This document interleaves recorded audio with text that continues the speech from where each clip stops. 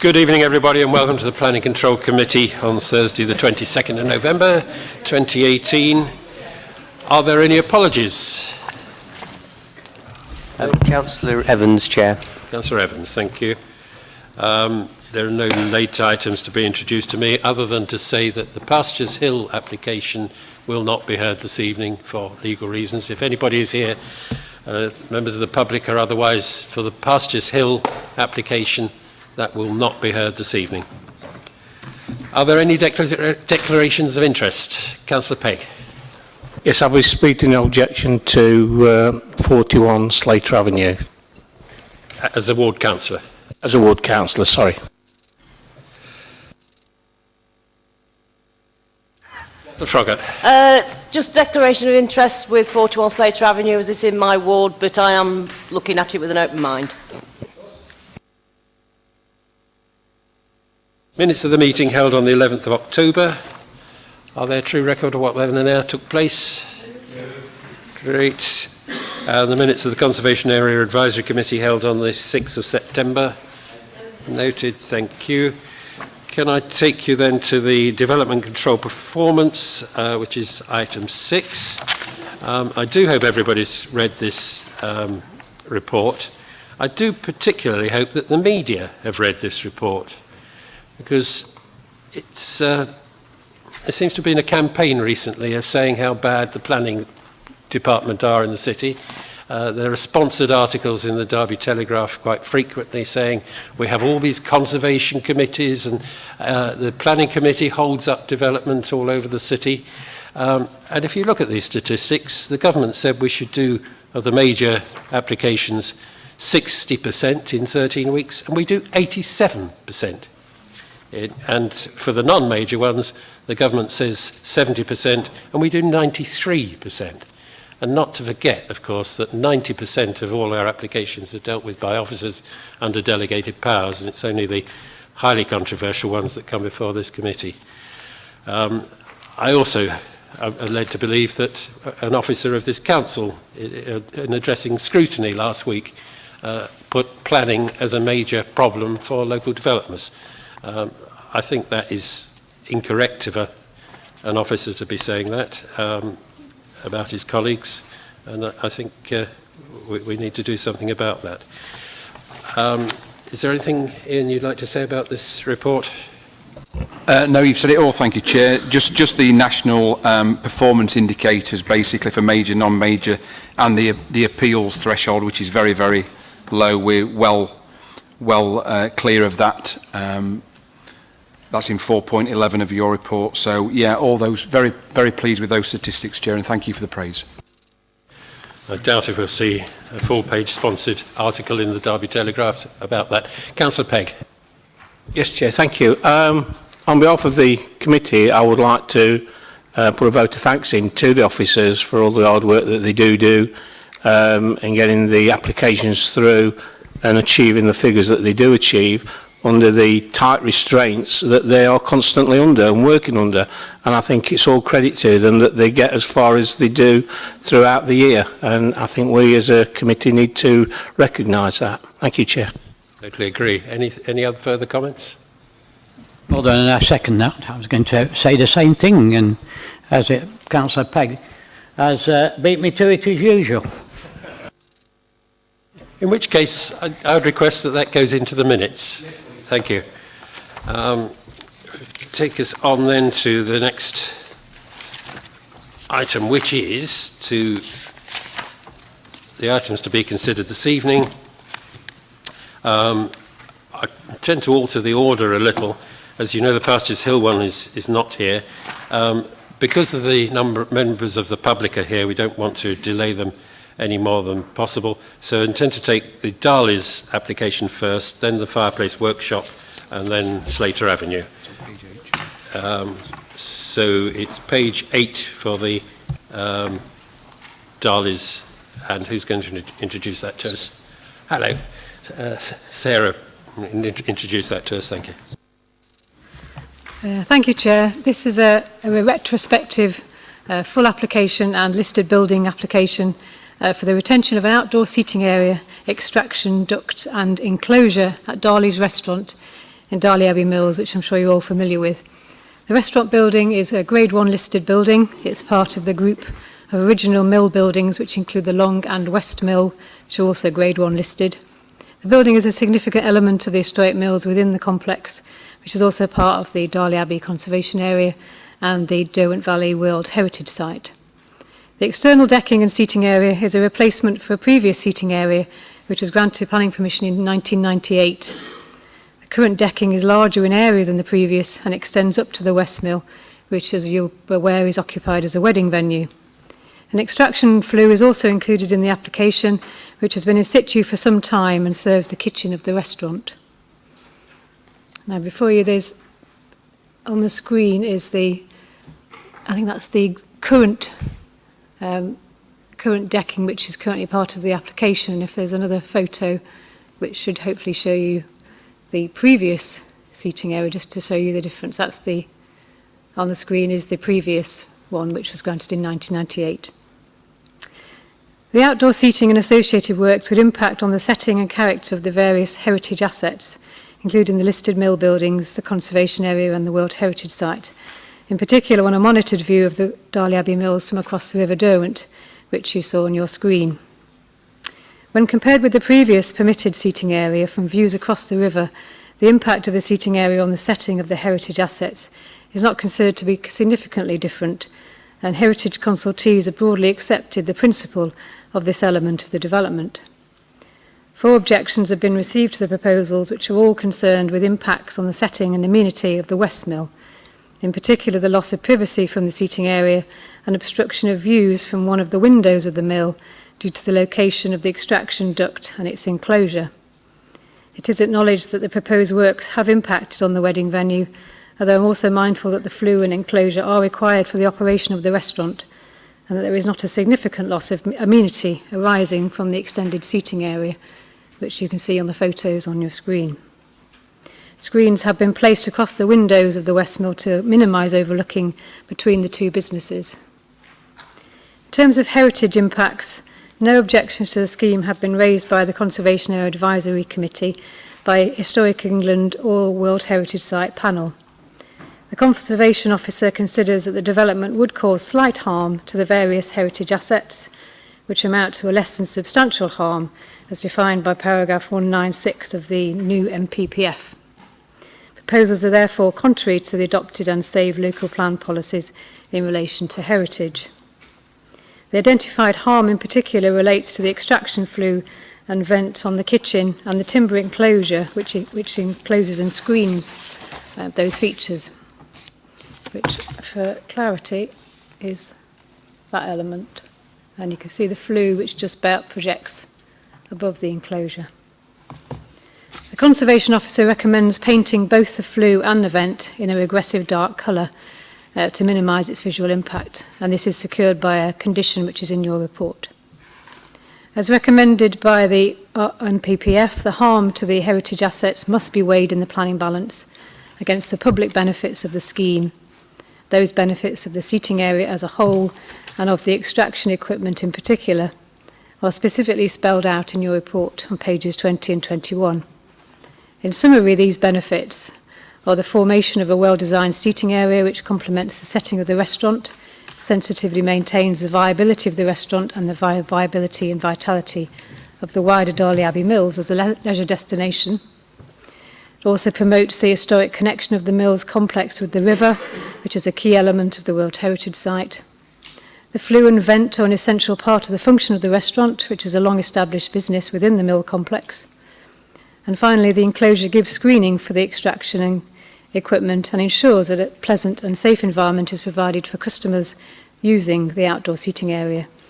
These public benefits are considered to outweigh the harm to the setting and significance of the heritage assets, and accordingly the seating area and its ancillary works are considered to be acceptable and meeting the tests of the MPPF. It's therefore recommended that both planning and listed building consent are granted for the development, with the conditions as set out in your report. And you have 2 speakers. Thank you. Mr. Hobson, would you like to come forward? Or, all right. Would you like to come to the front here and then press the button?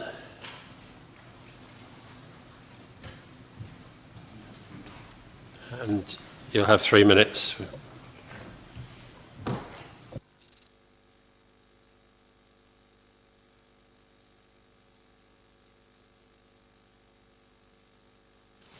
Yeah.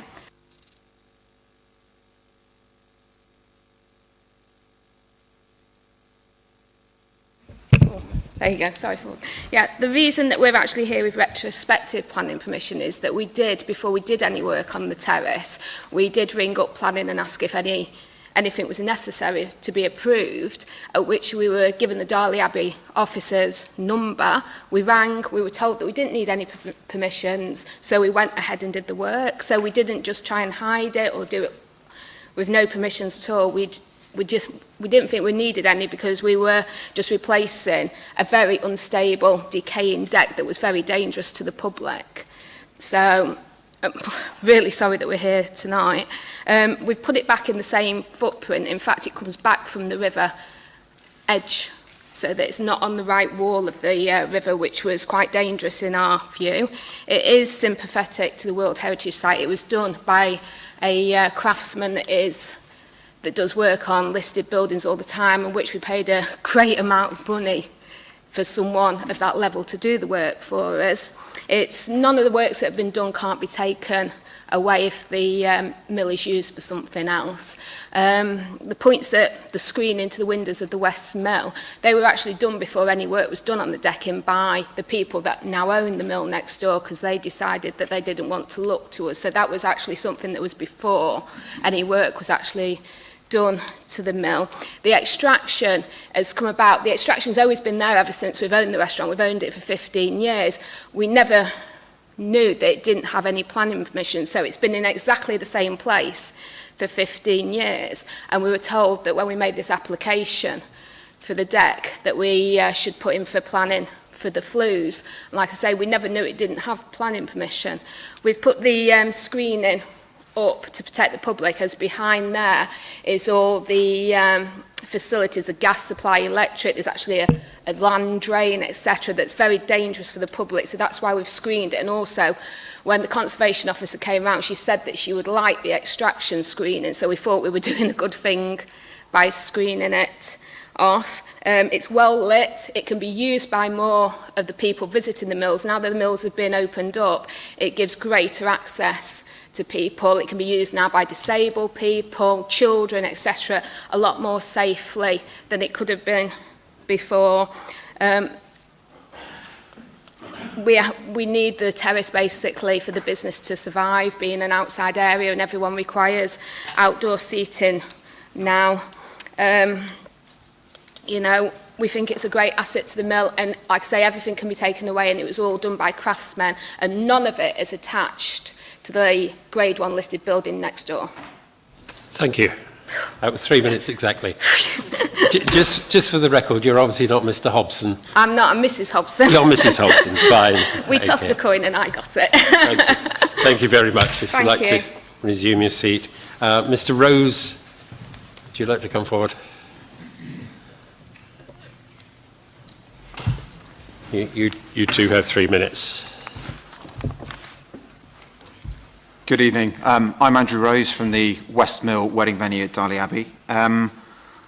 The West Mill was granted planning permission listed building consent in July 2014. We transformed it from a derelict former cotton spinning mill that had been empty for 40 years, and it's now won 4 restoration awards. 2 of those are local, one from Derby City Council, one from the Civic Trust, 2 from the RICS. We spent 18 months putting forward a detailed and sympathetic list of building and planning consent that the local public and neighbours had due consultation with, as well as all the statutory bodies who have now been consulted on this retrospective application. We're very passionate about the site, and we work tirelessly to create a wedding venue there that now holds 200 weddings a year there, which has now provided a great income stream to the local economy. The view across the River Derwent is a protected view. It's very well photographed, and it must be protected from unregulated development. The construction to the new terrace occurred in April 2017, 2 years after the wedding venue was opened. We did have some screening along some of the windows, and we've added additional screening as the subsequent works have taken place. Our disappointment is that no consultation was made with us, the Derby City Council, Historic England, or Derwent Valley World Heritage Site. Had the application been submitted in 2017, we would have suggested some modifications to it. A lot of elements of the terrace have been positive. It's smarter, it provides amenity, and I think the owners have done a meritable job of the works themselves. What we're asking for here is some ability to consult. That's why we've objected to this application, because we want to consult on not the materials of the terrace or the fact that it's increased amenity or the fact that, you know, the glazing has been updated. It's really, the application is a sum of a few parts. The existing terrace, which we're happy with, the extended terrace, which I think is of benefit. It replaced a very scruffy area. It's the third item, which is the ventilation. The large timber to the top and bottom right actually block a Georgian window to a Grade 1 listed building. And although the diners don't have to see a vent, the general public can no longer see a west-facing window of the West Mill from the River Derwent or from the terrace. And indeed, our customers inside, and we have over 10,000 visitors a year to the West Mill, can't see out of that window. We've had to add further manifestation. So I don't object wholesale to the application. I think the owners have done a meritable job of 2/3 of that, and, you know, they should be credited for that. But I do think the application is more complicated than a yes or no answer. It's could we perhaps reconsider some elements of the application in order to make it more sympathetic to 2 Grade 1 listed buildings? Thank you very much, Mr. Rose. Sarah, would you like to come back on any of the issues that have been brought up? There was one, which was the criticism constructively of communication within the department, and I think I'm not going to ask you to respond to that. I think that's something that officers need to take away, that when somebody rings up and asks for advice, if they don't get any advice or somebody doesn't ring back, that situation needs to be put right or addressed in a different way. But I will be asking officers to look into that separately. But the other points that were brought up, perhaps you'd like to address. Thank you. Yeah, there's just one point that Andrew Rose raised about the extraction flue and the impact on the window. James, could you put the previous 3 photos on? It is the enclosure, as you can see on the screen. There is a window to the West Mill which is behind that screen. It does block that view. We did, with the conservation officer, we met the applicants on site. We visited the deck. We stood on the deck. We had a good think about it. We did consider whether it should be reconsidered, because clearly there is that impact on the window. But I think the fact is, because the extraction flue has been there some time, it is necessary for the function of the restaurant.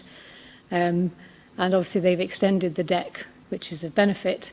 And there are health and safety issues of protecting the public from the extraction through the vent, the equipment that's around the kitchen. The conservation officer and I, with the applicant, we couldn't really think of a reasonable alternative, lesser impact structure that would do all of those things, that wouldn't obscure the window. I think because the previous deck had screening against the side which obscured the windows in a more general view, we felt that on balance there wasn't really a reasonable alternative which would achieve the function of the restaurant and improve that visual view of that particular window. So we did consider it, and we felt that on balance this proposal is the best that we can recommend. Thank you. Question of balance. Members of the committee. Anybody wish to speak on it? Councillor Paul Pegg. Thank you, Chair. It is a question of balance, isn't it? I mean, we've been told that extraction flue has been there for 15 years. It's never had planning permission previously, and now we're asking the current owners to seek planning permission for that. And yet, if I'm right on this, please tell me. Looking at the pictures, would that west window be looking out onto that extractor fan? Because I seem to think that it's over the other side. I do apologise about that. But anyway, I'm just concerned that whatever we do will not satisfy everything that is required under the terms of the Grade 2 listed building. Sorry? Grade 1 listed building, I do apologise. So I think it's, you know, whatever we do, it's a no-win situation here, especially if that flue is right in front of the window, as I've asked for clarification on. I just don't know what the answer would be, to be quite honest with you.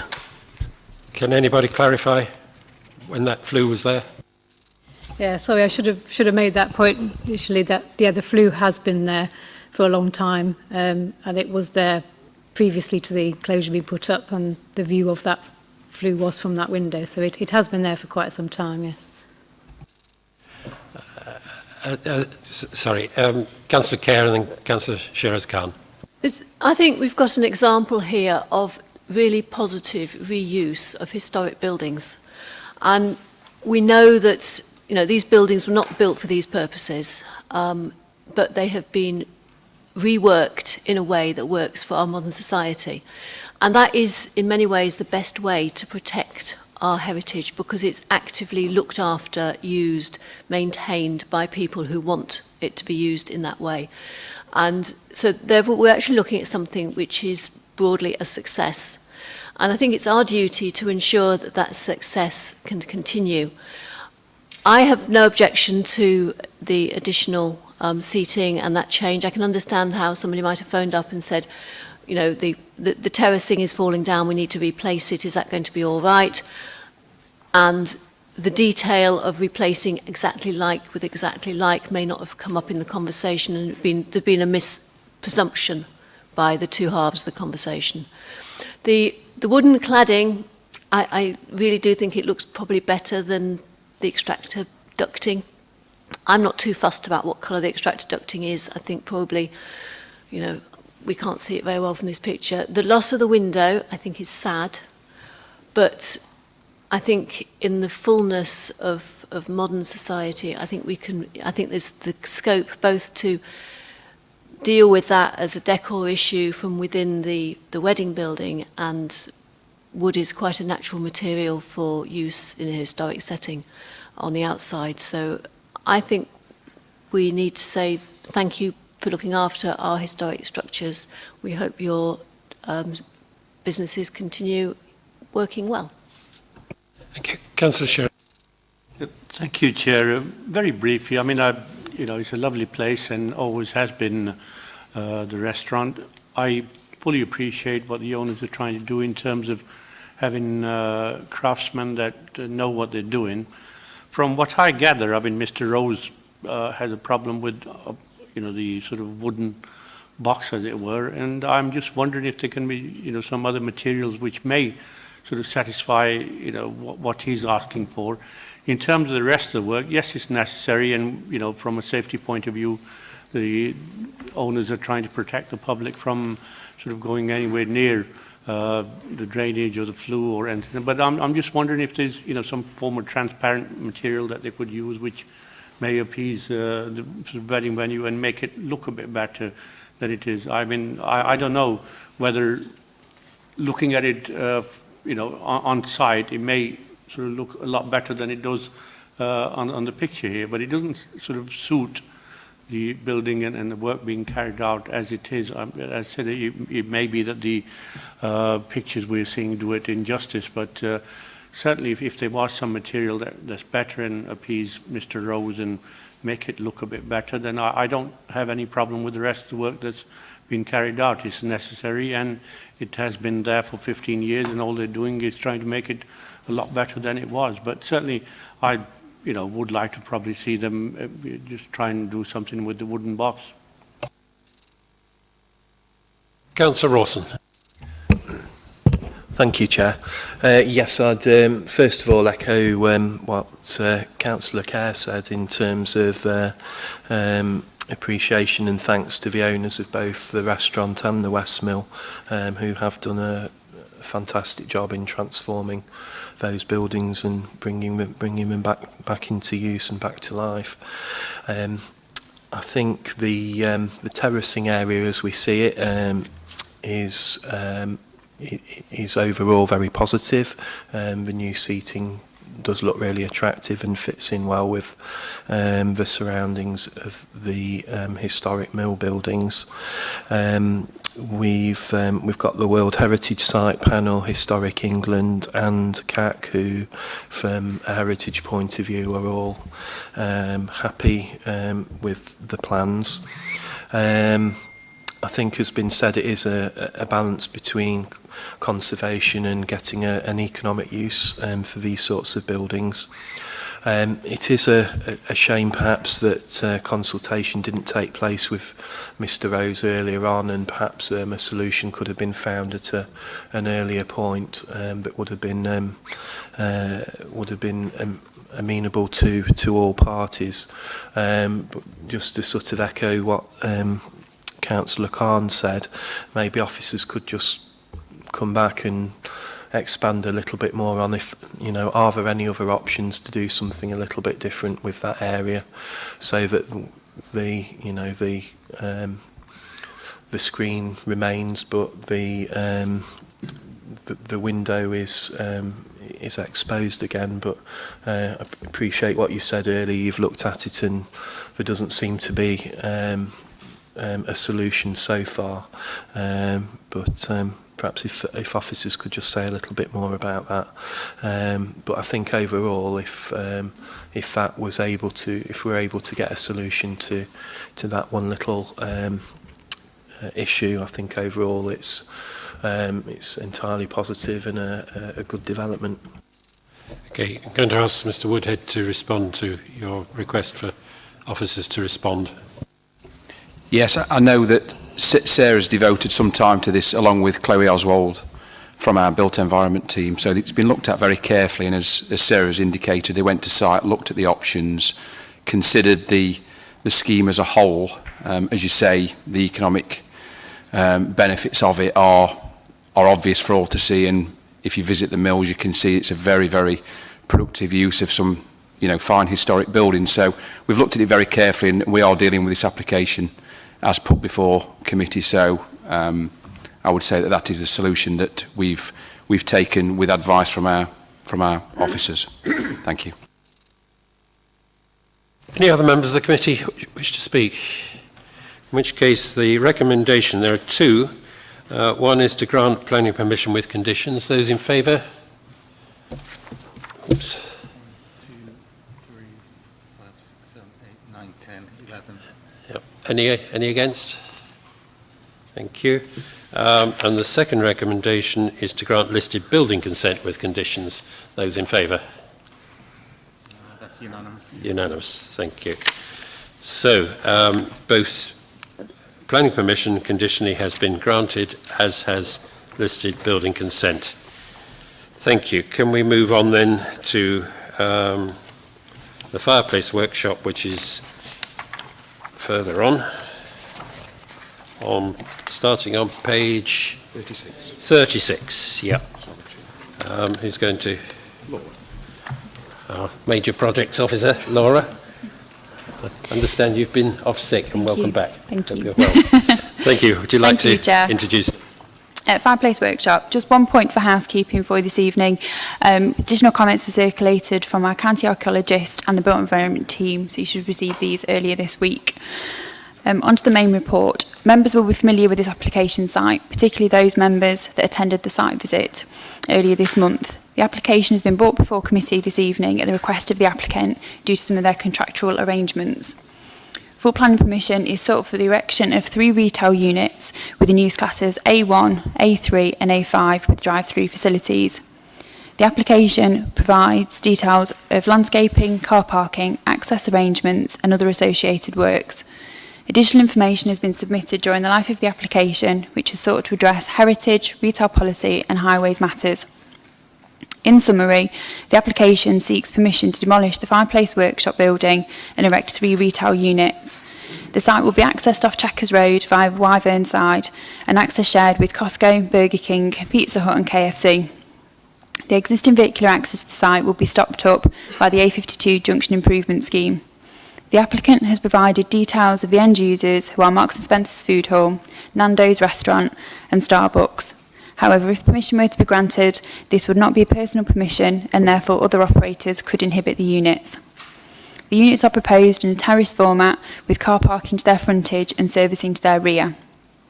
The key issues in determining this application are the principle of this retail development in this location, impacts on the public highway, heritage matters and some other environmental considerations.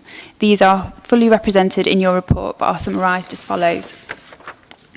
The application site is identified as existing employment land under policy CP10. The loss of employment land can be accepted if certain criteria of policy CP10 are met, as set out on pages 57 to 58 of your reports. The proposal is acceptable, is capable of satisfying these criteria and therefore is not contrary to policy CP10. As the site of this application lies outside a defined shopping area, the applicant is required to submit and has submitted a retail sequential test.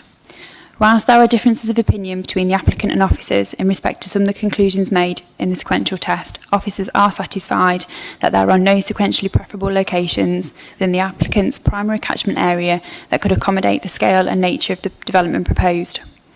The application therefore satisfies the requirements of the sequential test. Consideration has also been given to the impact of the proposal on defined shopping areas. Overall, it is felt the proposal is unlikely, subject to limiting the sale of certain goods through conditions, have a significant adverse impact on the Council's overall retail strategy. As such, there are no in-principle objections to the proposed uses being brought forward in this location. In respect of highways impacts, the full comments of highways colleagues are set out on pages 39 to 47 of your report. And during the determination of this application, colleagues have consistently raised concerns in respect of trip rate analysis and the provision of a suitable highway mitigation scheme.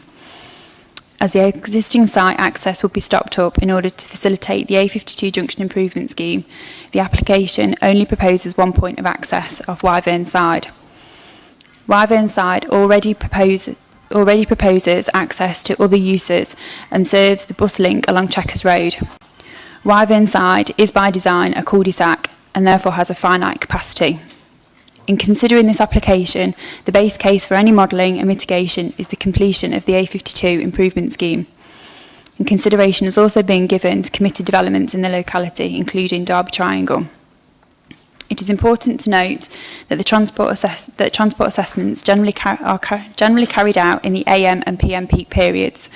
However, with changes in traffic flow patterns, we are seeing an increase of traffic during lunch times, creating a midday peak. This change in traffic patterns is evident within a number of the city's retail parks, including Kingsway. Given the complexities of the concerns raised by highways, the application and its accompanying information, along with the comments of colleagues in highways, have been reviewed by a third-party consultant, White Young Green. The assignment of trips to the uses proposed is a complex issue. Trip rates are usually taken from a national database, TRIX. However, trips to the proposed uses can differ due to a shop's location, other surrounding uses and market demands. Colleagues and the applicant have differences of opinion in respect of the level of trips that should be used. Initially, colleagues were concerned that the trip rates used by the applicant were too conservative and not reflective of the proposed uses. Following negotiation, the applicant agreed to run the model with enhanced trip rates, which were based on data from surveys carried out by colleagues. The surveys took counts at Wyvern, Costa drive-through, and Marks & Spencer's Food Hall at Kingsway. These surveys showed trip rates that were some 60% higher than the trip rates used in the applicant's model. Although the applicant remains of the opinion that these trips are excessive. When considering the application and its accompanying information, different floor areas were referenced. This matter has been clarified and the updated modelling now includes all relevant floor areas, including the mezzanine levels. Agreeing trip rates and understanding the impact of trips is a crucial issue. Wyvernside already operates at or very near its capacity limits. During the determination of the Costco petrol filling station application, Highways colleagues made Costco assess their proposed petrol station using the highest level of trip generation allowed under best practice, which is 85% of the maximum. Notwithstanding this, the actual traffic generated by the petrol filling station proved to be higher than even this robust assessment, and consequently has taken up more of the available capacity than was expected, leaving very little, if any, spare capacity for other future developments off Wyvernside. In respect of providing a suitable mitigation scheme, the applicant has considered various options as detailed on the figures in pages 41 and 43 of your report. You'll also note from the report consideration was given to the provision of a left lane out of the development site. However, this was not wanted by the applicant and as such was not put forward as a mitigation scheme. The application scheme put forward by the applicant have been rejected by colleagues as they do not satisfactorily mitigate the proposal and are not of a suitable design and could lead to safety issues. In addition, the mitigation schemes do not increase capacity and thus do not solve the capacity issues at Wyvernside. Furthermore, the modelling submitted by the applicant, whilst it uses the enhanced trips, is not reflective of how the network actually operates and therefore cannot, in our opinion, be used to support the mitigation proposals. The applicant does not agree with this position as they consider that the mitigation proposed is sufficient to mitigate the impacts of their proposed development.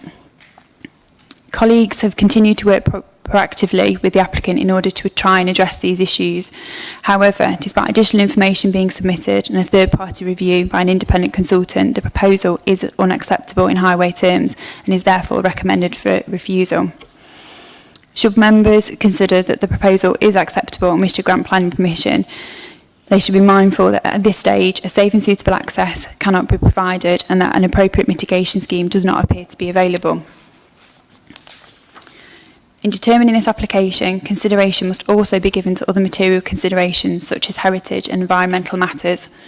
As discussed, in order to facilitate the proposed development, the application seeks to demolish the Fireplace Workshop building. The building is not listed statutory or locally, but is recognised to have some historic significance, being the last remaining building associated with the Chaddesden sidings and relating to Derby's railway heritage. As such, the Fireplace Workshop is considered to be a non-designated heritage asset. The applicant has submitted a heritage assessment and has sought to provide additional information of heritage matters. However, colleagues in the Built Environment team, the County Archaeologist and the Conservation Area Advisory all consider that the information provided is insufficient and object to the loss of the Fireplace Workshop, concluding that the application does not satisfy the requirements of the MPPF. The applicant does not agree and considers that the level of information provided is sufficient and proportionate to the heritage asset significance in accordance with the MPPF. In my opinion, the building is a non-designated heritage asset which has been neglected over recent years with very little remaining of its former use or context. As such, I consider the non-designated heritage asset to be of low significance. In such cases, the MPPF allows the decision maker to weigh in the balance the loss of the non-designated heritage asset and the public benefits arising from the proposed development. As detailed within your report, the benefits are considered to be the regeneration of the site, the introduction of around 45 full-time equivalent jobs and the wider economic benefits it will bring. The matter of whether or not the public benefits arising from the proposed development outweigh the loss of the non-designated heritage asset is finally balanced. That being said, as the building is a non-designated heritage asset that is isolated from its former uses, has gone into disrepair and is now surrounded by relatively modern commercial development, I am of the opinion that the heritage benefits, the public benefits from the redeveloping the site do tip the balance in favour of accepting the loss of the building. As such, I consider the proposed development satisfies the relevant test within the MPPF. Wider environmental matters, such as the external appearance of the proposed development, the provision of a suitable drainage scheme, and impacts on ecology are covered within your report. The application is considered to be acceptable in terms of these matters, and no objections have been raised by colleagues. In conclusion, the Local Planning Authority has sought to work proactively with the applicant in order to address the concerns raised.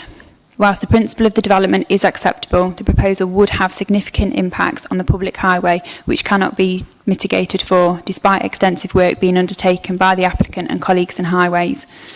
The application is therefore contrary to national and local planning policy in this regard and is recommended for refusal on highways grounds. There are speakers to address committee, and colleagues are on hand to answer any further questions, along with Paul Chamberlain, who would like to address committee. Thank you, Chair. Thank you. And I would point out, of course, that some of us went on a site visit only last week to this place and went into the Heritage Assets building.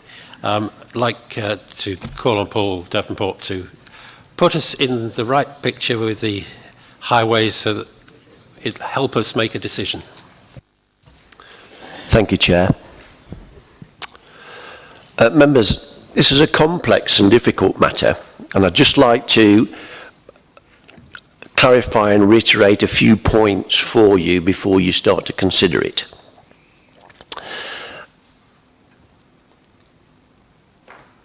The redevelopment of Fireplace Workshop is being assessed against the proposed traffic signal control crossroads that will be provided as part of the A52 improvement scheme and not the existing roundabout. And I just want you to remember that. The assessment also takes account of the full redevelopment of Derby Triangle, which is opposite the retail park. Wyvernside itself is a cul-de-sac, and it already provides access to Costco, to Burger King and Pizza Hut. As such, it has a finite capacity, and therefore the Highway Authority, in assessing this new development, has to be certain that the proposed development will not exceed the available capacity. Otherwise, significant congestion could occur. And this is an important point. Should that congestion occur, there is no solution to resolve it. And the investment in the A52 improvement scheme could be harmed.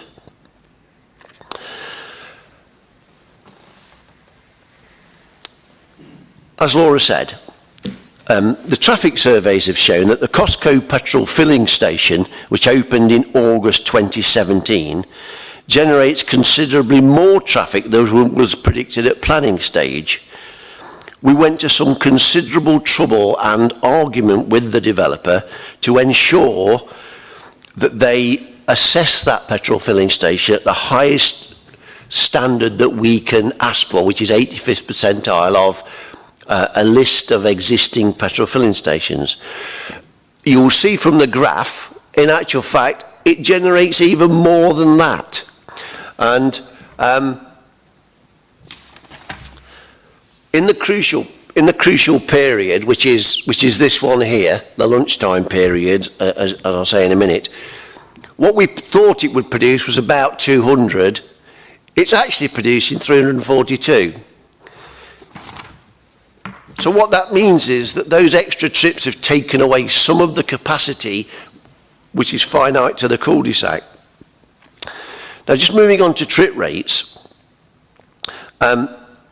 Trip rates for the uses that are being proposed at the Fireplace Workshop are notoriously difficult to assess. It's not like housing, it's not like industry, where effectively the trips are produced by those developments and you can quantify them fairly well.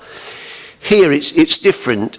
The level of attraction comes from the outside, not generated by the development itself. So the trip rates here are influenced by the type of retail offer. So, for instance, how many similar offers are close by, particularly by location. And here we've got a large traffic flow passing the site and the relationship with other retail outlets. In respect of the uncertainty with, about trip rates, I think Costco is a perfect example. We thought we'd shoved it up to the highest end to get some certainty, and of course, no, it came in higher than that.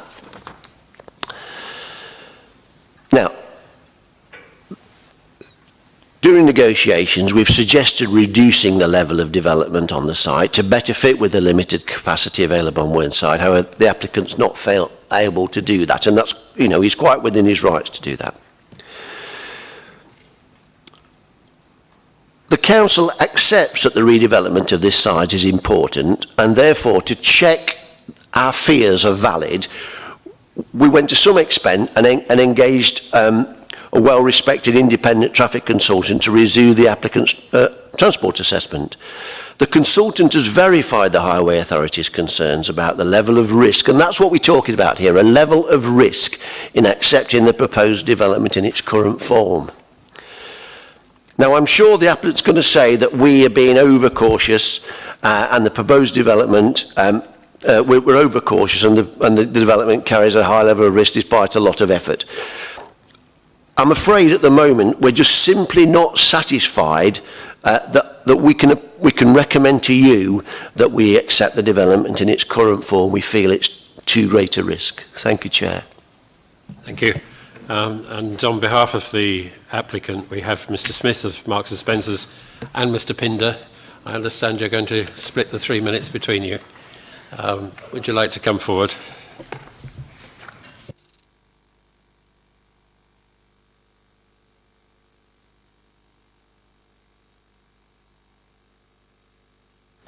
Thank you all. Good evening. My name is Tom Pinder. I'm the development manager responsible for the proposed scheme, and I'm here with Chris Smith from M&S. We've been pursuing planning for the redevelopment of this site since 2014. We initially submitted an application for a larger scheme. However, we withdrew it prior to determination as it coincided with the council's planning for the improvement works on the A52. The scheme has since reduced in size significantly as a large portion of the site was acquired by the council through a compulsory purchase order to assist the A52 works. We've worked cooperatively with the council on this matter, and the revised scheme is the subject of today's meeting.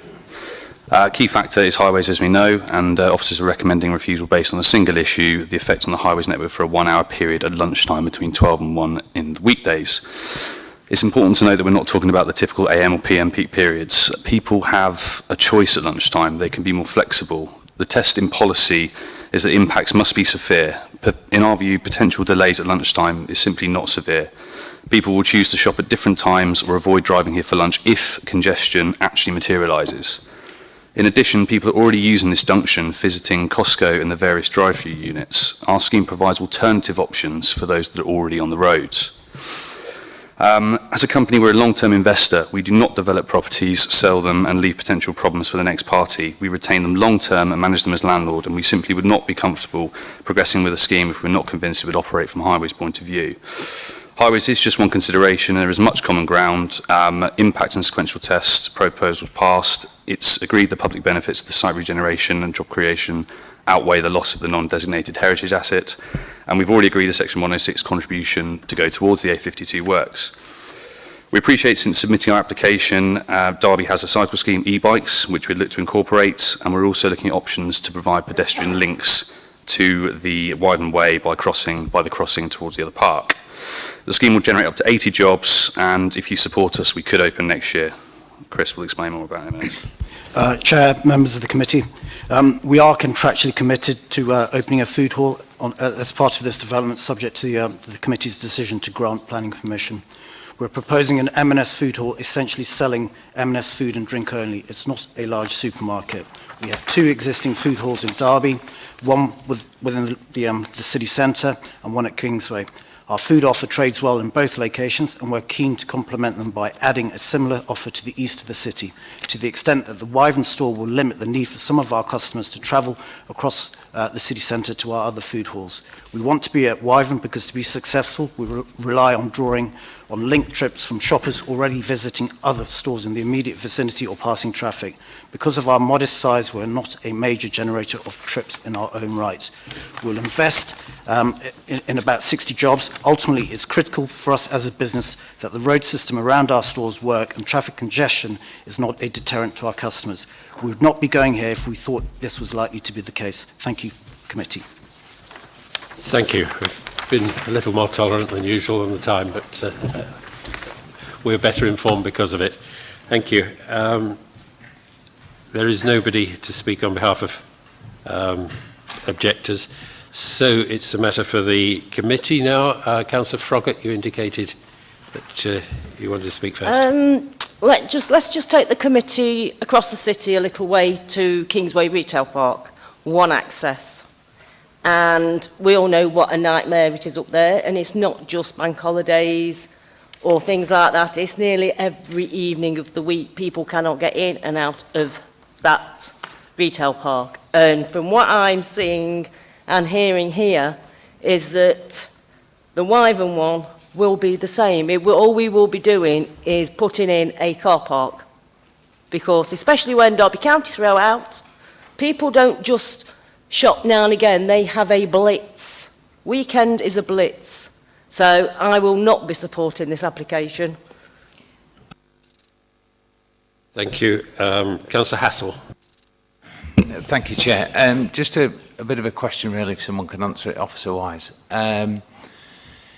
Is there any indication of what size of development would be acceptable on here that makes the site viable to a developer? And what size are we looking at in proportion to what's in front of us? And also, we do have an access road that runs down the side of Costco, but it's currently a bus lane. Is there any value in opening that up, and would that solve or help the issue in any way? Thank you. I think, Paul, you could talk about the bus lane particularly. Yes, we've discussed the bus lane long and hard, and rejected it because we think it would be confusing. It is an important bus route, but the other problem is that at the other end at Pentagon, it's congested in any event.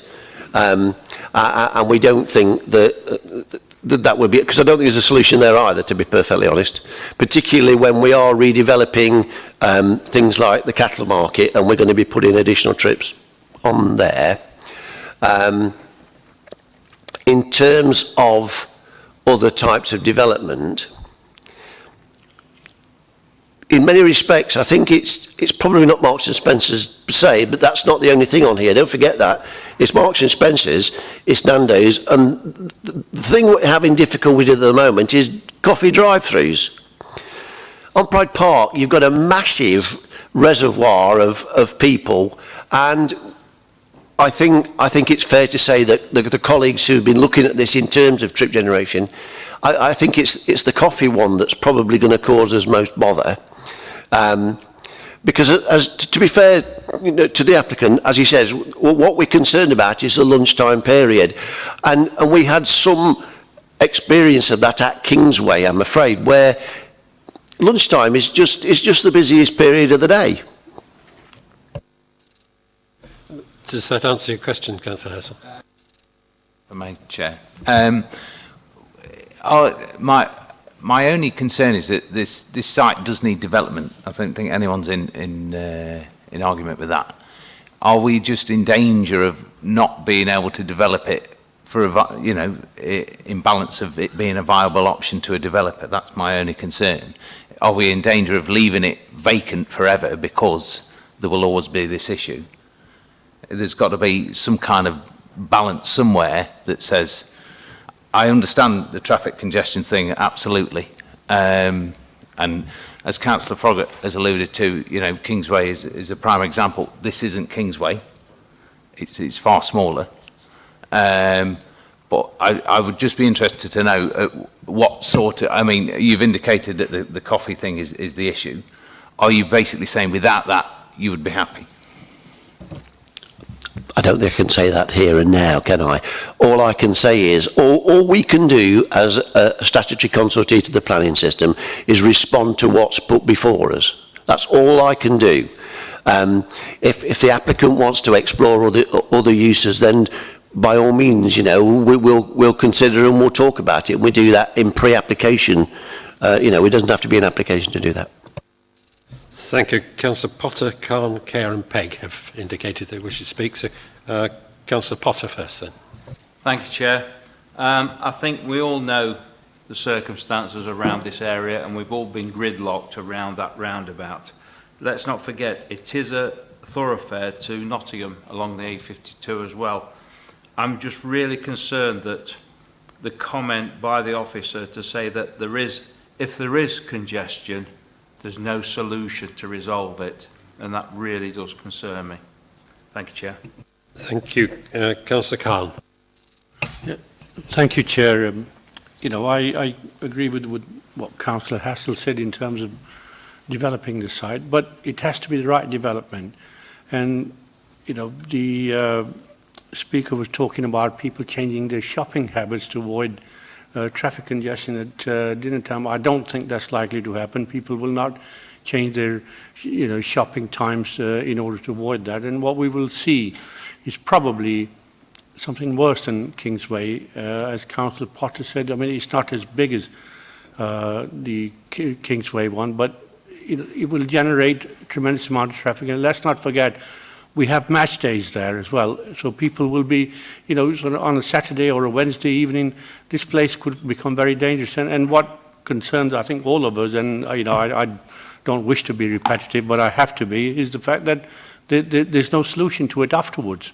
So it's not like we can grant permission today and in 6 months' time say, well, okay, we'll add a slip road here and a slip road there. There's nothing for it there. I mean, honestly, I appreciate the fact that the developers are trying to put something nice there, but I'm afraid that this site is probably suitable for a single use rather than having multiple uses which are going to make sure that there's plenty of traffic. So we have to take into consideration the fact that even just one match a week at Pride Park, if there's 200 people going there, you're looking at blocking A52, you're looking at blocking everything. So already, there's at times, peak time, it's a gridlock, and all this is going to do is make people sort of so annoyed they'll probably end up fighting each other. Councillor Kerr.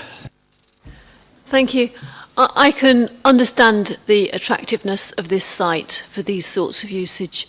It's got really good visibility from the A52. It'll be attractive to people who know where they're coming and think, oh yes, we've got that Marks and Spencer's just as I go into Derby, I will call on my way. And that's its attractiveness, but it's also got to work. It's not just the A52 that's there. We've also got, as already been mentioned, the road going down, the limited access road going down into the city centre, and we've got the new bridge that's gone in that takes us through to the back end of Chaddesden. So there are the opportunities there for non-car modes to access that locality as well. But it's not been designed with those. Now, we've had the comment from the applicant saying that we'll look at pedestrian access, we'll look at improving the cycle parking and things like that, which is great, and I appreciate that. But if we were going to turn it round and say, look, we've not just got the access for the people who live nearby, the people who are cycling through here, both of whom could be valid, but we've also, on the other side of the road, got a whole load of people who have been shopping in that locality as well. At the moment, the people would be back in their cars after going to Sainsbury's and whatever Toys R Us turns into, and be trying to drive back round there because there's no pedestrian access into the back side of it. So that may not be the best phrase. But so it's not been designed in a way that will work with its immediate environment. We had the comment from Marks and Spencer's guy who said that they were looking at linked trips. Well, some of those linked trips should be to the other shopping opportunities in that area. And we're not seeing that linkage designed into the layout for pedestrians, for cyclists. Which is where we could have the opportunity of reducing the number of car trips. Now, I don't know how many car trips we will reduce that by, but those facilities that we have there at the moment almost echo what you'd get in a service station on a motorway. On a service station on a motorway, with those sorts of size of facilities, we'd have far more parking than we've got here. And if we're going to have viability in here, I think we're going to have a really high turnover of trips to those limited parking spaces, and I can't see how that's going to work. So I can understand the principle, I can understand why it's this site. I think there are other things that we could use this site for. I think the original idea of employment here rather than retail would work because we'd be expecting a different trip pattern and we'd still get the economic development. Maybe that is the thing that we need to hear. Maybe an allied, I don't know what's allied, employment allied to retail. There might be something, I don't know. Okay, Councillor Pegg. Yeah, I think I'm going to kick the trend here because I'm sick of driving past that place and seeing the state it's in. And for us to be turning around and saying we can't put anything on that because we might have trouble with the traffic flow, and using Kingsway as an example, to me is ludicrous because Kingsway is totally different to there. On Kingsway you've got a Sainsbury's, you've got Next, you've got Argos, you've got far more of the bigger companies in there, and that's what people are going down there for. Yes, it is a problem, but you've got one road in and out of there. You can have exactly the same there, but it isn't going to create, in my opinion, the problems that we're looking for. We need to do something with that land. We need to tidy it up, and all the roadworks that are going on in that area at the back of Sainsbury's and Boots's and everywhere else, and we're being told that if we put a store there that's going to create extra traffic, we're going to have a bottleneck. I just can't believe what I'm hearing. And if that's the way, we're never going to develop anything in this city because we're going to be stumped all the time if that's what we're going to object to this for. To me, it needs doing. Let's get that land sorted out. Let's get it open. Let's get that horrible building pulled down and get something done on it. And that is my honest opinion. I will be supporting it, honestly and truthfully. Thank you, Councillor Pegg. Councillor West. Thanks, Chair. I don't know where to start. I think realistically, it's been highlighted the insufficient access to or access and egress to the site, and egress probably worse, given that it comes out onto the Costco roundabout, which then leads on to, there's no name for that other roundabout in front of Pizza Hut, but having been stuck on that roundabout when I've made the mistake of going there at a bad time, hideous. But I think also there's insufficient car parking planned for the 3 proposed developments. I think a total of 58 spaces for those who are wishing to drive and shop at Marks and Spencer's, coupled with those who have popped out for lunch or food at Nando's, whatever time of day, coupled with those who have driven specifically to the Starbucks to work there for the day, will eat into a huge number of those spaces. I can imagine that you will have an awful lot of people stuck on that access road waiting to get in there, which in turn adds to or causes more delay for people potentially trying to get out of that site. Having been on the site visit last week, and thank you for those that arranged it, I was actually horrified to stand on such a small site and see what was proposed to be crammed in there. I think usually when we've been on site visits, you're quite blown away by the sheer size of the site, but being able to stand next to the fireplace workshop and see in all directions quite clearly the amount of land that's available, I just don't see there's sufficient space for everything that's planned there. Thank you. Councillor Rawson.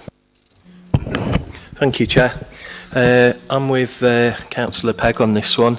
To begin with the heritage asset, so-called, I'm afraid, having been on the site visit last week, I can't really go along with the CAC's view of that particular building. It is an eyesore, particularly on the main road as you come into Derby.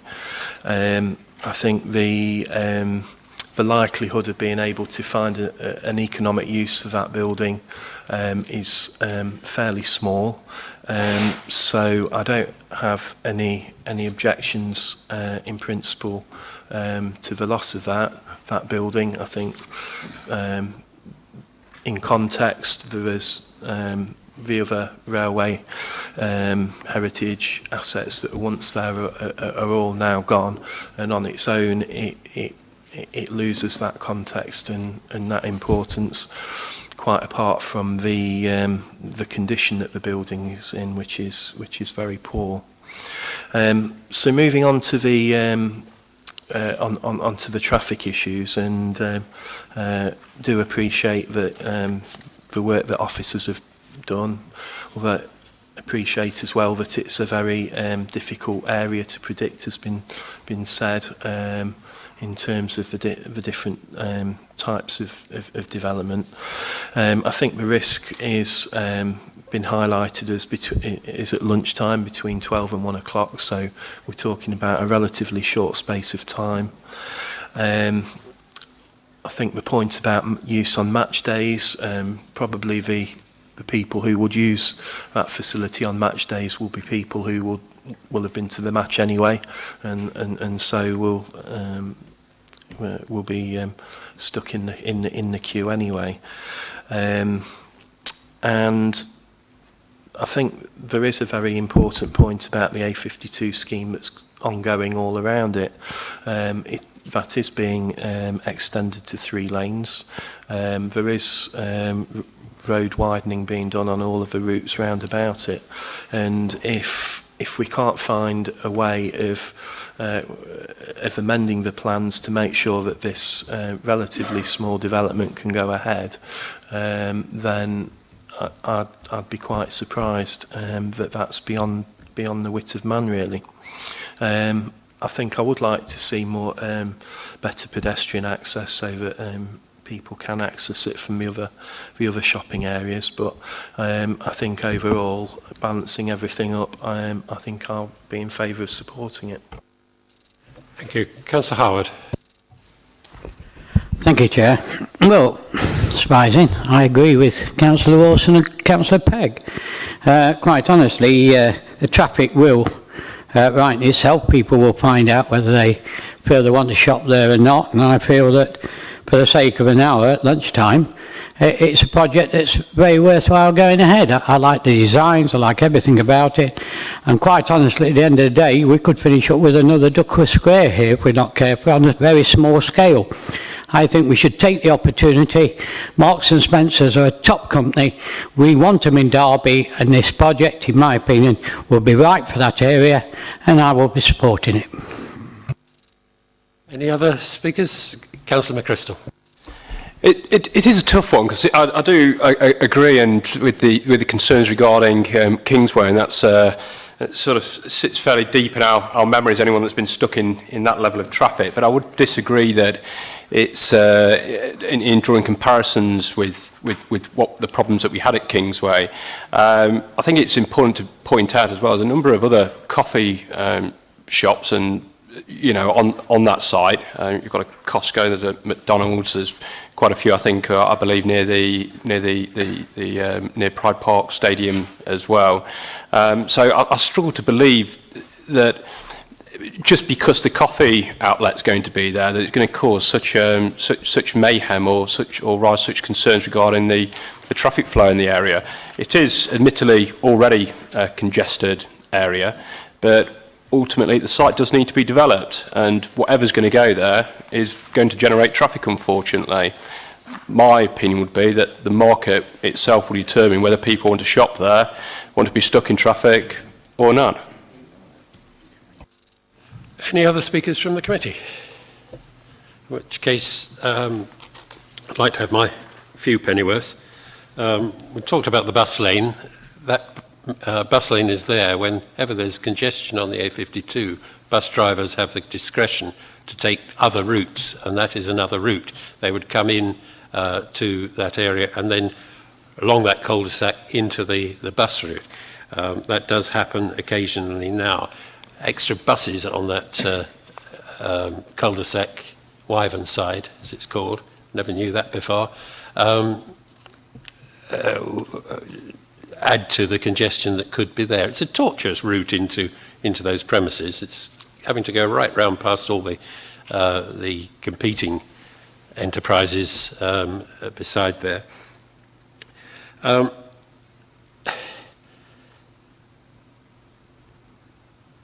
We've been given professional advice on traffic, and highways. And to ignore that, I think, would be extremely foolhardy.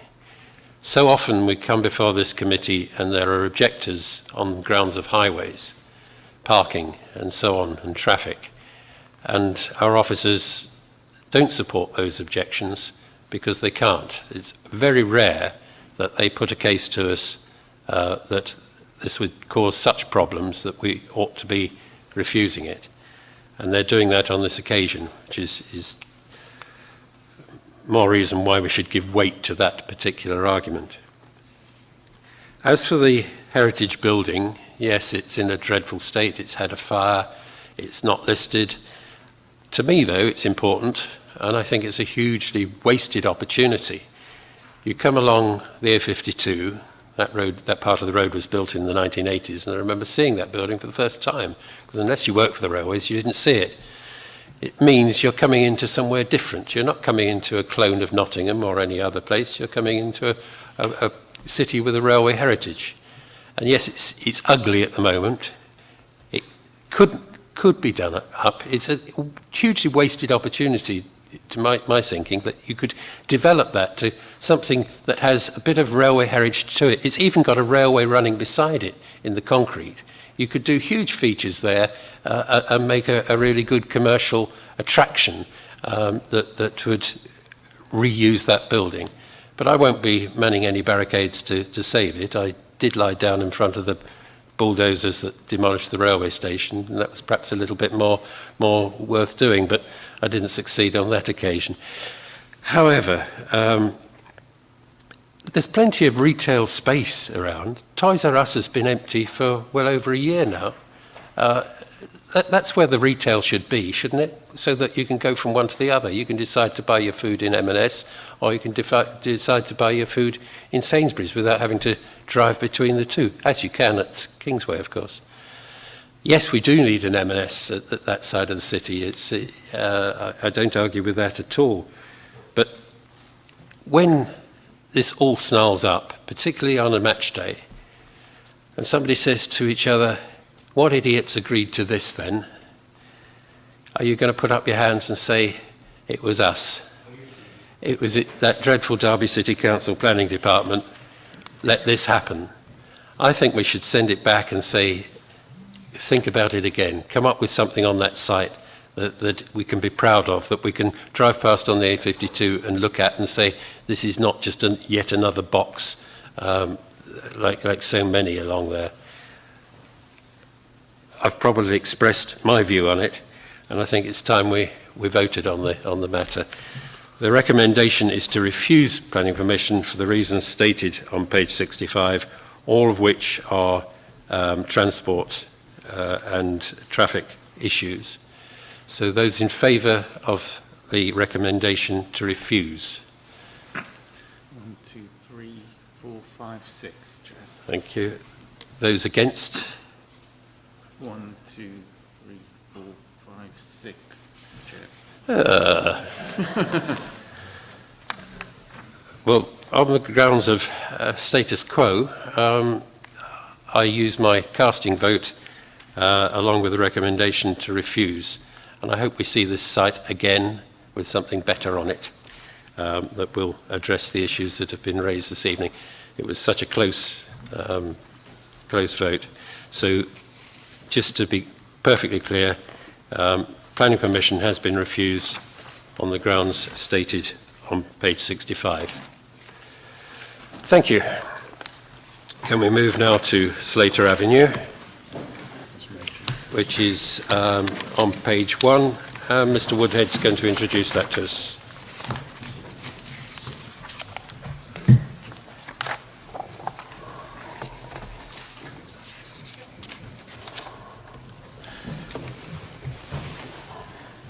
Thank you, Chair. Just one item for tidying up the report. Just need to add policies CP3 and CP4 to the list on page 3. On to the main report, Chair. This application relates to a semi-detached property on Slater Avenue, which has been changed to a small-scale house in multiple occupancy with 6 bedrooms. This was undertaken under permitted development rights, which allows such a change without the need for planning permission. The current application seeks permission to change this small-scale house in multiple occupancy into a larger one, a sui generis use with 7 bedrooms. A similar application for a change of use to 7 bedrooms and extensions to the dwelling was submitted and withdrawn in March this year.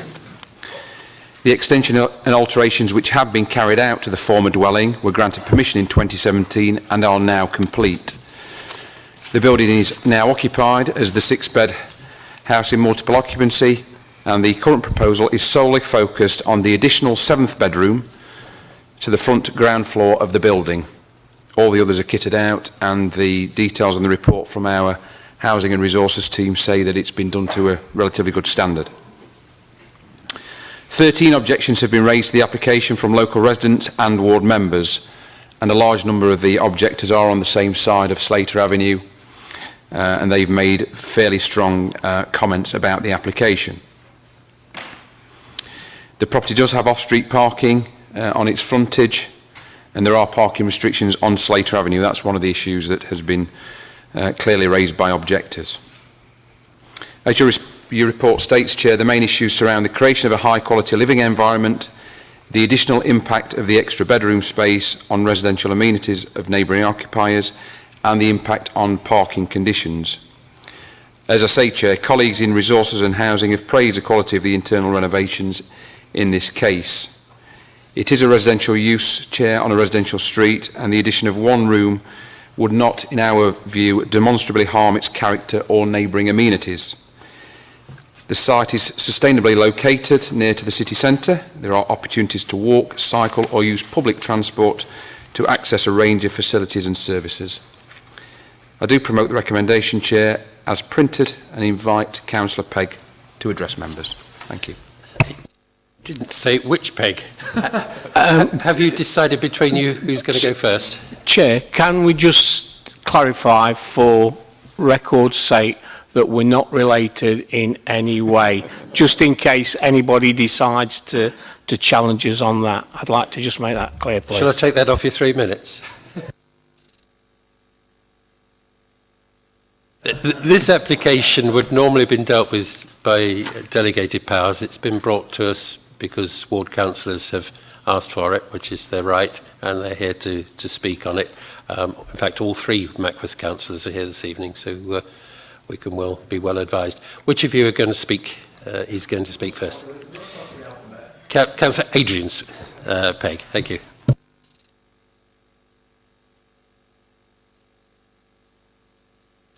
Thank you, Chair.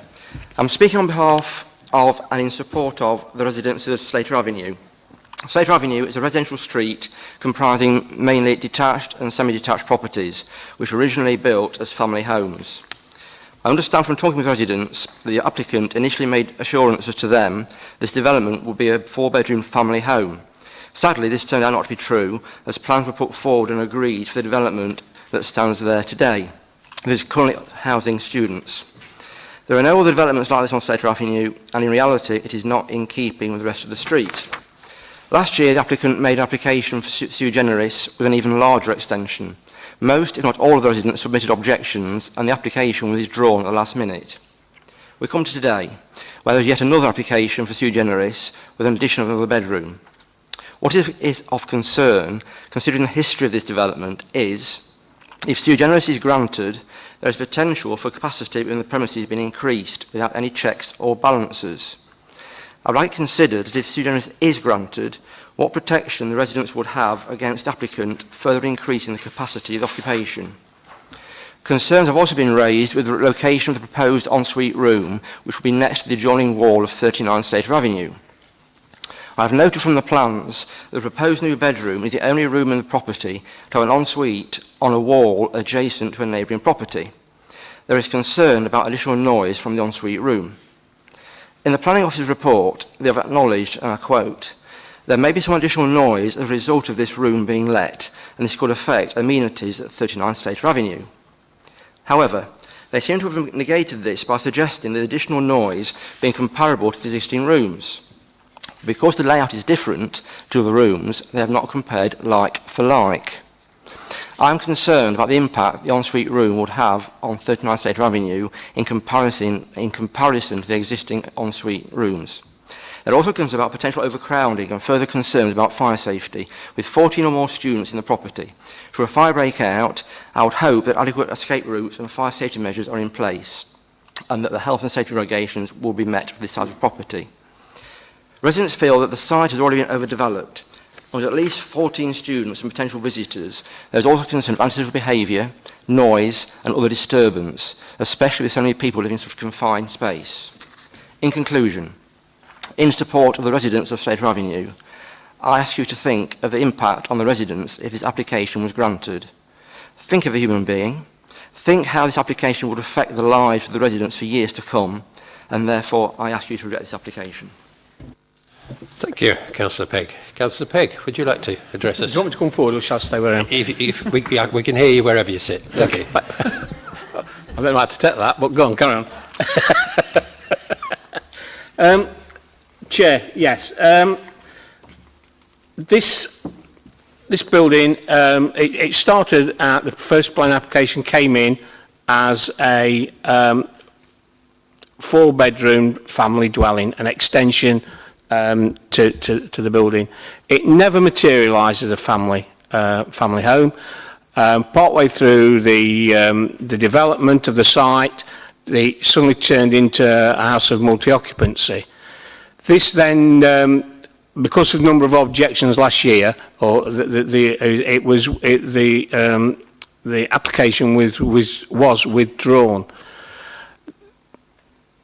The rooms have already been turned into. It's been turned into basically a 7-bedroomed house. My concerns are that this has been done behind the planning officer's back, for one thing. There is not sufficient parking space at the front of the property. There is only space for at least 3 small cars, 2 with normal vehicles. There's no parking on Slater Avenue because of the parking restrictions, and that is going to push the vehicles over onto Stepping Lane, which we already have major problems with. It is a big area that we are trying to control at this very moment. That area of Mackworth has got more HMOs than probably anywhere in the rest of the city, and it is just unbelievable. We cannot continue to have these buildings put in for student accommodation, and it is student accommodation. We have granted a number of high-rise properties within the city for student accommodation. We do not need any more of these family homes turning into profit-making properties for the sake of landlords who are not interested in the neighbours or in the neighbourhood. They're only interested in making a profit, and that is something that really annoys me. That house is a family home that should have been left as a family home in that area, and I'm asking this committee to reject the planning application outright, because if we don't, it will escalate even further. Thank you. Mr Woodhead, would you like to come back on any of the points raised? Yes, thank you, Chair. Councillor Pegg, the first Councillor Pegg, indicated that he questioned what protection would residents be granted for further increases in capacity of the building. Now, I looked at the scope of the application today, and the description is a change of use of vacant ground floor room to letting room in existing house in multiple occupancy. Currently 6 letting rooms. Now, if members were inclined to go with the recommendation, then we could reasonably, I think, attach a condition restricting it to 7 bedrooms and 7 persons, because our housing and resources team are licensing this operation, and so would be able to keep a tab on who and how many people were in that building. Because Councillor Pegg raises a valid point that it might be that there are 7 rooms, but possibly more than 1 person in a room. So that we could do that for the avoidance of any doubt. In terms of the parking situation, as I say, there are restrictions on Slater Avenue. There are opportunities at the front of the site to park a vehicle. We've got cycle parking facilities proposed down the side of the building, and it's in a sustainable location, so we couldn't reasonably sustain a refusal highways grounds in this case, but I could offer that additional protection in terms of a condition should members go with the recommendation, Chair. Thank you. Mr Davenport, do you want to add anything on parking? Not at this stage, Chair, no. Not at this stage.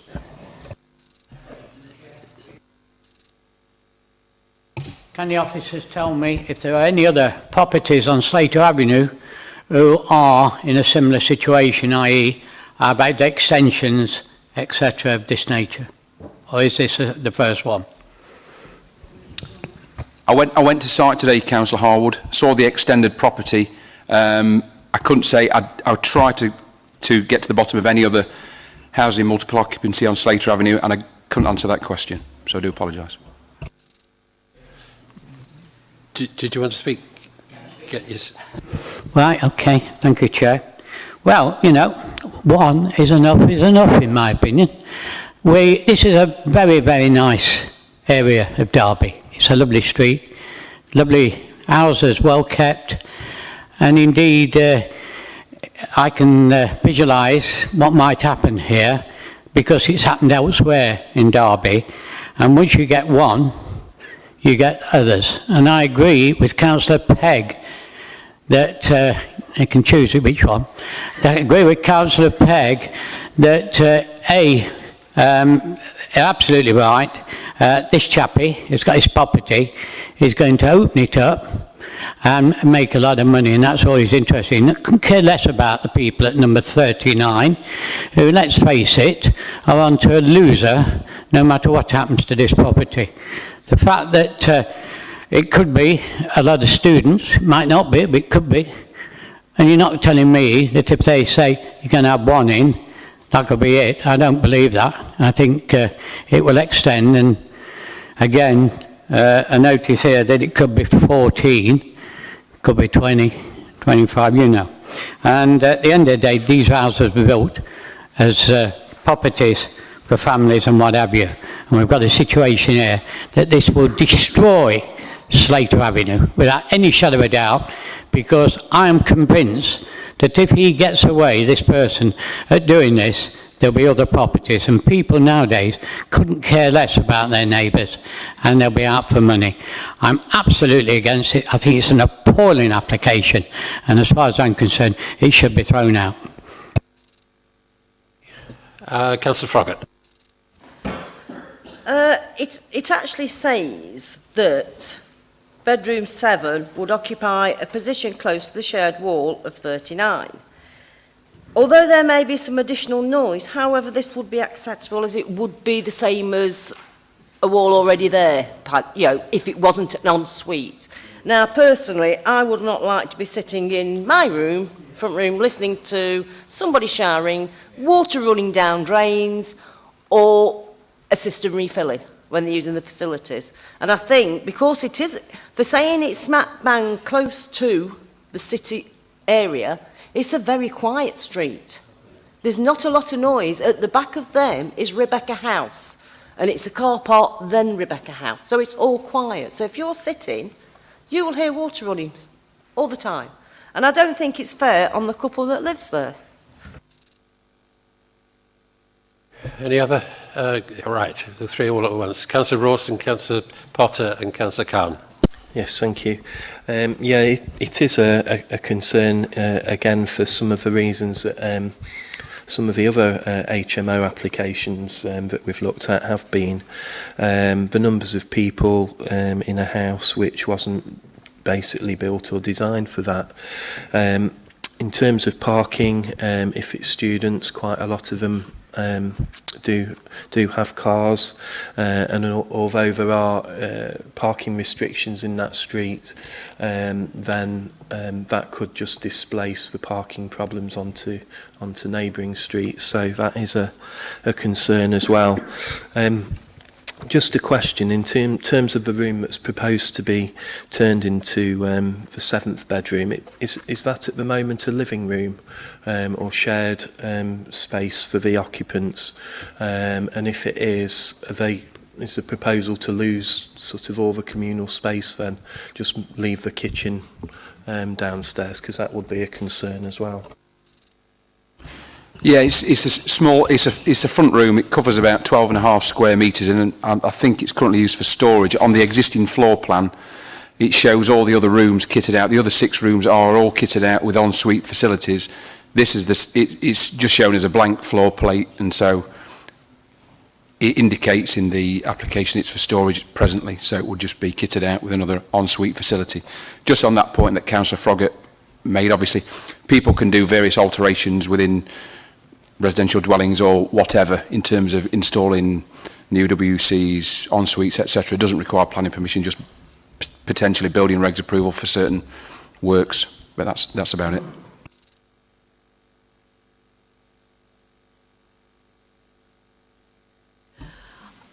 I can really sympathise with the difficulties that you can have in an HMO. We have HMOs in Little Over Ward associated with a hospital, and some of those are students working at the learning at the hospital. Some of them are young professionals, and some of them cause problems, but the vast majority of them don't. I have young professionals as children who are now in their 20s and 30s, and some of them have lived in some cases for quite extended times in HMOs because they're not in Derby, and they are an effective way of providing accommodation for often young people, but also in some cases older people, and we don't in this case know who they are likely to be, but this is a location that we've had described to us as being reasonably accessible. We don't know what's going to be happening in the back garden and whether there'll be people who are there longer term and will really appreciate having a garden, which my daughter has in the past, or whether they're going to become a garden problem for next door. But we're not here to judge that. We're here to say whether a move from 6 people to 7 people, and we've heard that we can limit it to 7, in a property is actually going to be a problem or not. If we go up to 7, we can limit it to 7 people in that property. As it is now with 6, that potentially is 12, as I understand it. And to actually limit it to 6, and officers will tell me if I'm right in that interpretation or not, we've heard that we can't determine which of those rooms is going to be the one that's empty if we stick it at 6, because they could build the other facilities in, and for example, if somebody wished to have a disabled accessible room, that might be the one that they create at the front. So my view is that while we might not choose for this to happen, it is the direction that society is going. People need to have homes, and this is a way of creating homes which some people can afford to live in. Mr. Inwood, getting everybody's name wrong tonight. Mr. Wood. Thank you, Chair. Just on that point, Councillor Kerr, it's for the current permitted small-scale housing multiple occupancy is specifically up to 6 residents, not 6 rooms. So there couldn't be 12 people in there presently, up to 6. So my suggestion, given the scope of the application, to limit it, the one room, the one additional to 1 person also to 7, then you're correct in we're actually considering the uplift of 1 person. I think that's important. We're not looking at a family house. That might have been what it historically was, but we're looking at the difference between a building occupied by 6 people and a building occupied by 7 people.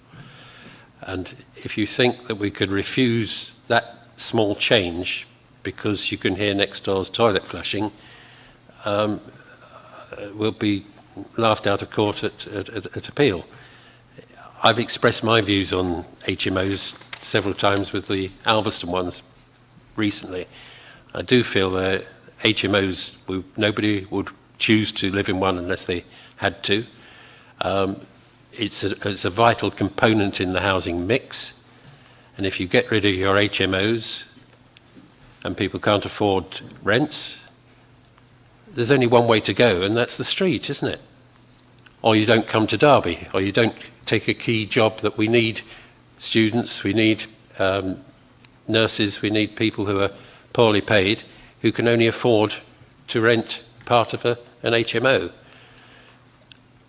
Nobody likes bad neighbours, and if people have parties there, 7 people might be living there, but a lot of other people visit. Yes, that is a problem, but that isn't the role of a planning committee to limit that. So, is there anybody else who wishes to speak on it? Councillor Potter. Thank you, Chair. It's just some clarification. Ian might be able to tell us this, answer this question. Do the fire service have any input on this, or do any surveys for HMOs at all, or can we put a condition on for a fire service survey or anything like that? They would be, I'm assuming they would be covered under the regulation from our Housing and Resources team. There are also obviously separate responsibilities under the building regulations for subdivision of a property, and they may liaise with a fire officer, but from a planning perspective, we don't consult with the fire officer. That would be under those separate regimes. I mean, we could, if you were minded to grant permission, we could put an informative note on the decision notice to alert people to separate responsibilities, but given the content of what colleagues have said about it, I'm assuming that the operator knows what he's doing, but we can always do that as an informative note, Councillor Potter. Councillor West and then Councillor Hassel. Thanks, Chair. I'll be quick. I think it was just clarification. I mean, I have read it in the report, but it's been alluded to by one of my colleagues. Just checking that no extra parking permits would be given to new residents at 41 Slater Avenue if we grant planning permission, so the dispersal of cars to surrounding streets wouldn't be an issue because the parking permits wouldn't be available, so no further cars would be able to park on the streets. But just wanting clarification of that, and also clarification that we could impose the condition of up to 7 people and not up to the possible 25 that Councillor Harwood has suggested we might have there.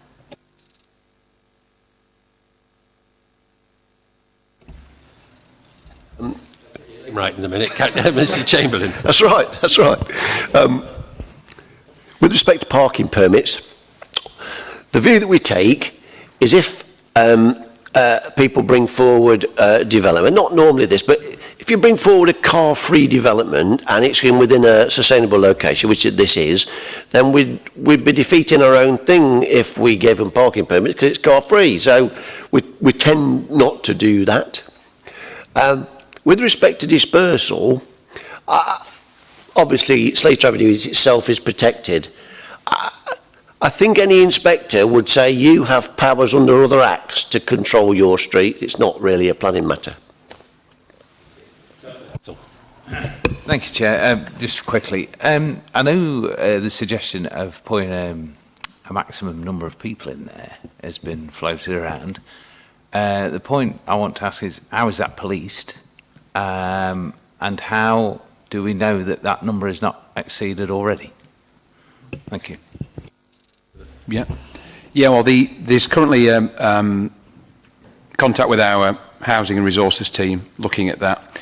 And to obviously attach a condition, you've got to meet the test of reasonableness. Now, in this case, I think it would be reasonable to attach a condition because we do have that control where we have somebody in a separate arm of the council licensing the operation, so we would know at any one time who was in there, and if we liaised with that team, we could find that number out. Of course, if members did go with the recommendation with that extra condition, they could appeal the condition and claim that, you know, for whatever reason doesn't meet the test of reasonableness. So we would have to argue that point. But I think from our position, given how the application is framed, it would be just for a sui generis use. Then technically speaking, it could be for over 7 residents. And I think given what has been said and given looking at the scale of the property and the nature of the area, I think it's possibly it is reasonable to attach that condition. And to be realistic, neighbours police these things, and the area does have 3 various ward councillors who I'm sure would be there to report a problem if there was one. Anybody else wish to contribute to the debate? Okay. The recommendation then is to grant permission with conditions, and we're talking of an additional condition of limiting it to 7 bedrooms and 7 persons, 7 residents, shall we say. You can't stop people having guests. Those in favour of that recommendation? 1, 2, 3, 4, 5. I think, yeah, 5. 5. Those against? 1, 2, 3, 4, 5. Yeah. 1, 2, Can we 3, count 4. that again? Sorry, 1, 2, 3, 4, 5. So it's 5 each way again. No pressure, Chair. Well, I've already voted, and I can't vote against myself, really. So I'm going to go along with the recommendation, and I look forward to the ward councillors reporting that it's been highly successful, and their fears were allayed.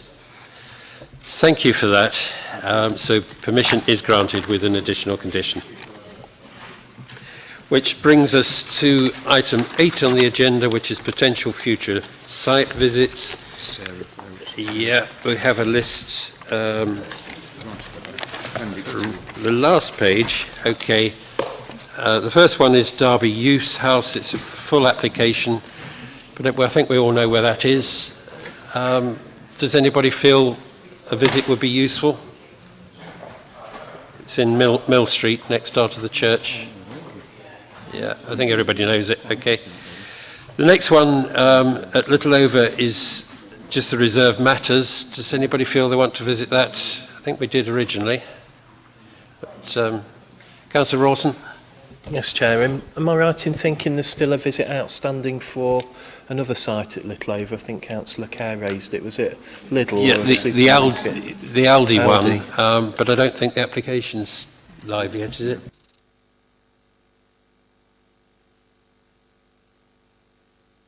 Oh, so we've already rejected this one already, so, yeah, okay. Sorry, Chair. All right. The former ambulance headquarters at Kingsway, it's a full application for 27 new dwellings. You can see it. You can see it from the highway in Manor Park or whatever it's called. Does anybody want to go there?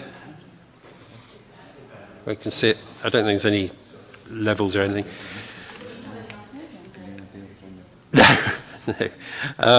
Carsington House Park Farm Centre, this is back again with an amended plan. We didn't go last time. Does anybody? No? Fair enough. Yeah. All right. Okay, it brings us on to the former Technograph premises in Nottingham Road, Spondon. I'm not personally familiar with it, but you can see where it is, and 33 dwellings, we wouldn't be able to see very much.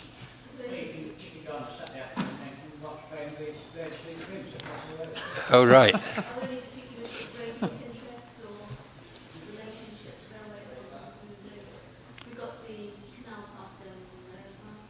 And the railway, yeah. It's the red edges at the top, Councillor Kerr. Yeah. Red, yeah. Does Does anybody want to have a visit? No. Good. Brings us on to Bold Lane. Does anybody not know where Bold Lane is and wants to look at it? I suggest we don't. Okay, so no visits. Sorry, Sarah, did you want to add anything to what I've already said? Great. Yeah.